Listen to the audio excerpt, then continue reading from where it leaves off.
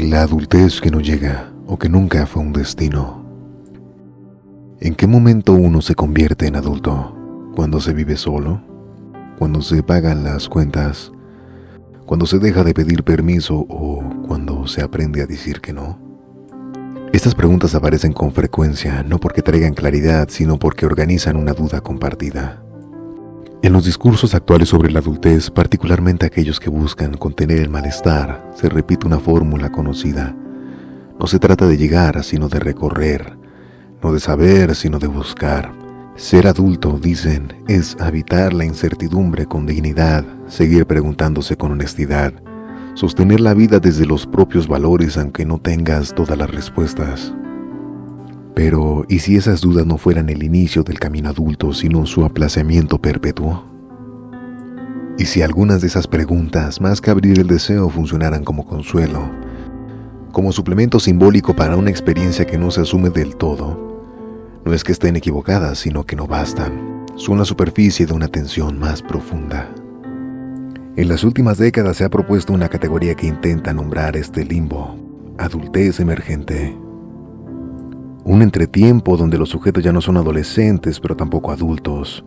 Este concepto, sin embargo, más que dar cuenta del problema, corre el riesgo de disolverlo. Porque nombrar el umbral no alcanza si no se interroga el paso, si no se distingue entre estar detenido y estar eligiendo parar. Hay una diferencia crucial entre el sujeto que espera ser y el que elige ser sin garantías. En esta diferencia se juega la adultez como acto ético, no como edad ni como etapa evolutiva, sino como gesto constituyente, una manera de asumir el deseo sin tercerizar su consecuencia. En el texto de Torres, Zacarés y García introduce una distinción útil para pensar esta tensión, la diferencia entre individualización débil e individualización evolutiva. La primera se presenta como libertad, pero es pasividad.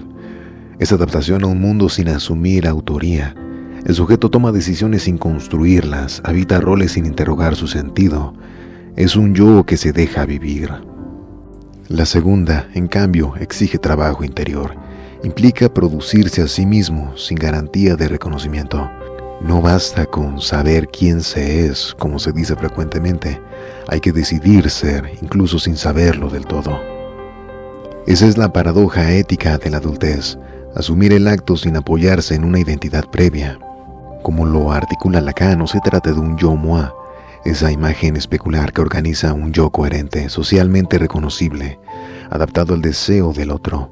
Se trata del ye, el sujeto dividido, que no es dueño de su representación pero sí responsable de su acto. El primero necesita consistencia, el segundo decisión. Por eso la adultez no puede definirse como saber quién se es, sino como atreverse a responder incluso desde la incompletud.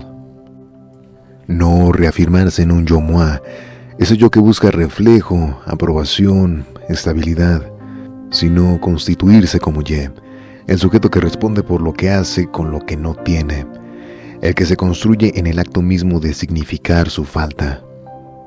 En este punto, es pertinente retomar un gesto que suele romantizarse, el de perderse para encontrarse. Se afirma que habitar la adultez es dejar atrás las certezas de la infancia y comenzar a construir una nueva identidad desde uno mismo, como si bastara con caminar sin instrucciones. Pero esa caminata solo se vuelve ética si hay un deseo sostenido que la oriente, de lo contrario, es deriva. También se dice que la adultez nos anuncia con fuerza, a veces llega en silencio, en la forma en la que se decide. Pero decidir en sentido riguroso no es apenas elegir entre opciones dadas, es producir un sentido donde no lo había, elegir desde el deseo y no desde el miedo. Hacerse cargo de que la dirección de la vida no está dada y sin embargo debe tomarse una. Se insiste, ser adulto es caminar sin mapa, pero un mapa no es lo mismo que una brújula. Lo adulto no es carecer de dirección, sino sostener una que nos impone desde fuera.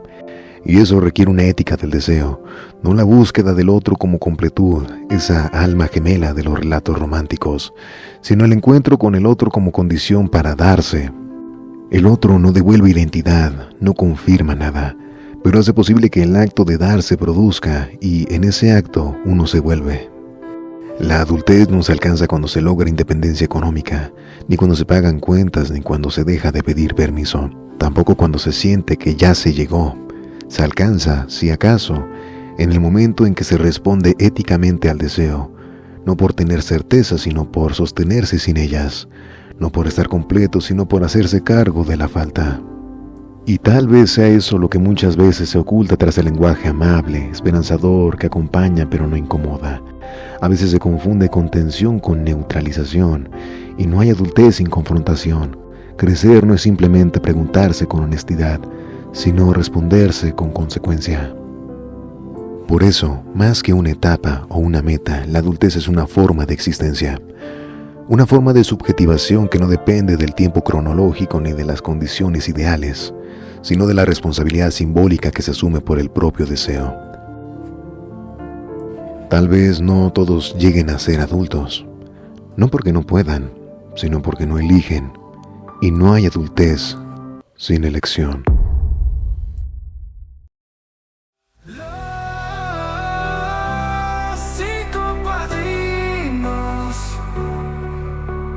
Los psicopadrinos, mente, sombra y destino. Psicopadrinos.